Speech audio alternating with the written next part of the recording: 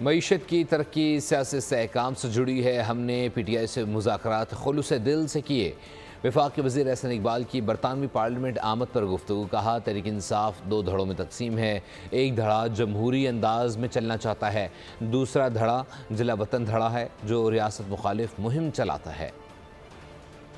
تو مسلسل اس بات کو اجاگر کرتی رہی ہے کہ ہم ایک معاشی ایجنڈے کے لیے کام کر رہے ہیں، اور جو بھی حکومت معاشی ایجنڈے پہ کام کرتی ہے اس کی ضرورت اور ترجیح ہوتی ہے کہ ملک میں سیاسی درجہ حرارت کم رہے، ملک میں سیاسی استحکام رہے، کیونکہ معیشت کی ترقی سیاسی استحکام کے ساتھ جڑی ہوئی ہے۔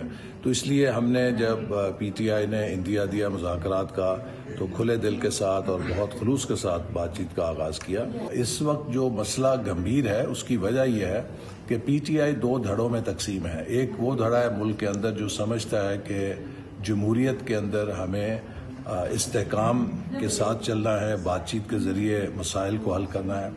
ایک پی ٹی آئی کا جلا وطن دھڑا ہے جو یہ دعویٰ کرتا ہے کہ وہ شاید بانی پی ٹی آئی کی سوچ اور نظریے کی نمائندگی کرتا ہے، اور وہ ان تمام کوششوں کو بار بار ویٹو کرتا ہے، اور وہ ریاست کے خلاف، فوج کے خلاف ایک مہم چلا کے سمجھتا ہے کہ اپنے مقاصد وہ حل کر سکتے ہیں۔ تو اس لیے یہ ایک اندرونی انتشار کہہ لیجئے یا تضاد ہے جو پی ٹی آئی کی صفوں میں ہے، جس کی وجہ سے یہ سیٹ بیک آتا ہے۔ لیکن میں اب بھی امید کرتا ہوں کہ جو پی ٹی آئی کی ملک کے اندر قیادت ہے وہ ملک کے حالات کے پیش نظر، ہم دہشت گردی کا مقابلہ کر رہے ہیں، ہم اکنامک چیلنجز سے نبٹ رہے ہیں، اور پاکستان کے عوام امن، استحکام اور پالیسیز کا ٹھہراؤ دیکھنا چاہتے ہیں۔